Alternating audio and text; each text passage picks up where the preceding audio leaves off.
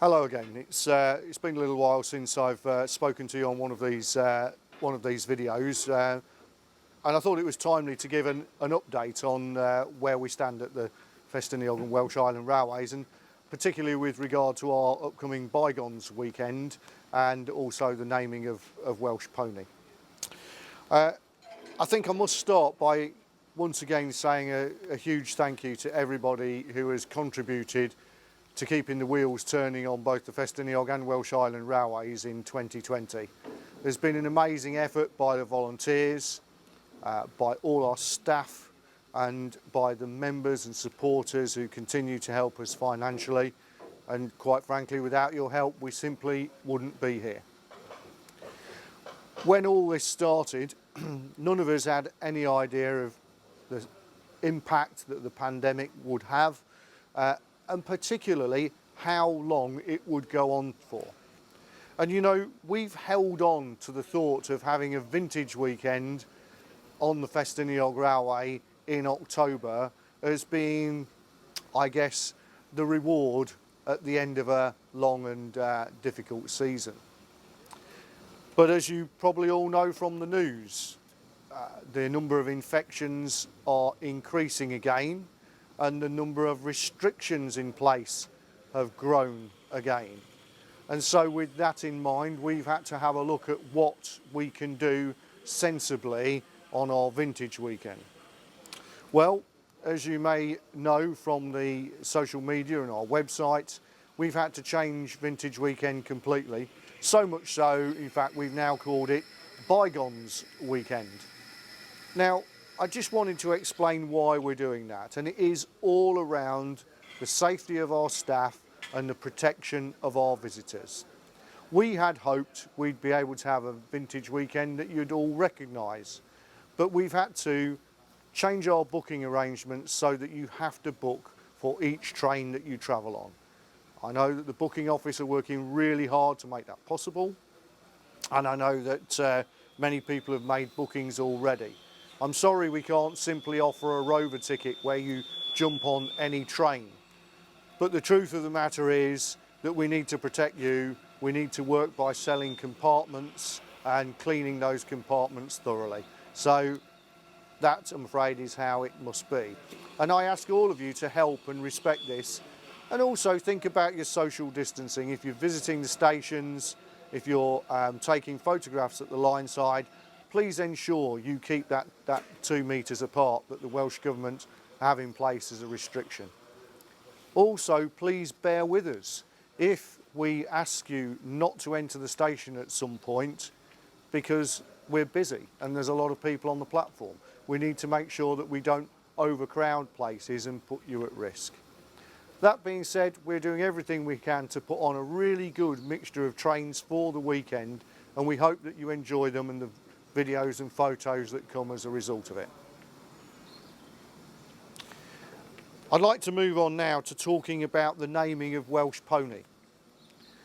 When we launched Welsh Pony in the summer, it was an amazing event, and something like 30,000 people have watched the Welsh Pony videos online. A lot of people around the world have seen the story of her coming back to life. I'd very much hoped that at Vintage Weekend we'd be able to have a large gathering where we could all come round together, all see the locomotive named, and then everybody jump on a train and go for a spin to Blaina and back behind the engine. Regrettably, I now have to say that that's not possible, but I need to say why. The Welsh Government, understandably, have imposed a restriction of no more than 30 people at any gathering. Makes sense, that's an external gathering. We cannot be sure that the naming of Welsh Pony will not attract a crowd much larger than that. So if we go ahead and name Welsh Pony in a place where we have no control over access, then we will be in trouble. So I'm afraid that we've had to come up with a new arrangement that works within the COVID rules for naming Welsh Pony. We had thought briefly about delaying the naming till next year. However, I know that many people would like to see the loco with the nameplates on and also to see it lined out. And so that's what we'll do. So on Bygones weekend, the 9:45 train, I think it is, leaving Portmaddock, will be hauled by Welsh Pony, and we will arrive at Ddiath, where we will name the loco. And only those that are invited on the naming train will be able to witness the naming. However, the engine will then be around with its nameplates on all weekend, so everybody else should be able to see it. There are many people that have contributed towards Welsh Pony, and I was hoping that we'd have a train squeezed full of people who'd all played their part, given money, made an effort, and so on. But because of social distancing restrictions, we only have 19 compartments on that train that are available. How to deal with this? It's one of the most difficult tasks, who to invite and who not. Well, very simply, I've put together a list of all the people that have contributed, given donations, made some effort on working on Welsh Pony, and put them all in all those names in a large bucket in my office, put my hand in, and I have pulled out a list of people who are invited. So it really is a lucky dip, and those people will receive a letter of invitation from me this week. My apologies if you're not on the list. It's just one of those things, and we've had to deal with it somehow.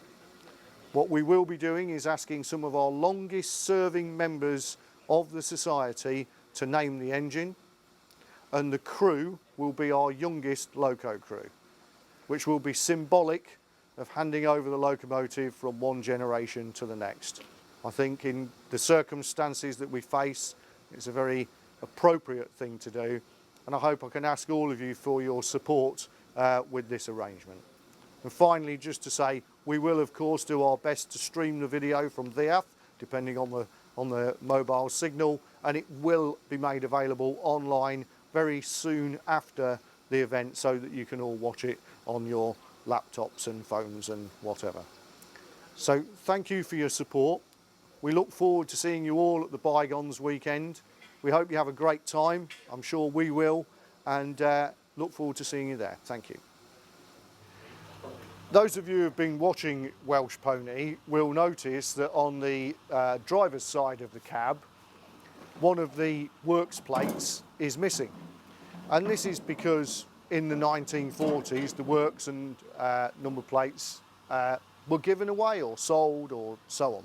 And the ones on the fireman's side were bought back. They were returned to us and bought back to us by Chris Jones, and they've been fitted back on the locomotive.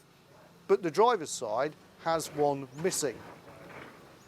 We, of course, decided that the thing to do was to make a works plate that commemorates its rebuilding in 2020, and we hope to fit that shortly. However, mysteriously, in the post arrived a large jiffy bag, and inside it, with no message or anything, was the original works plate from Welsh Pony with its original paint on. So we shall show you that during the naming ceremony, and I suspect we'll keep that one as it is and pop it on the wall in Spooners or somewhere else equally prominent, and we'll put our 2020 plate on the driver's side.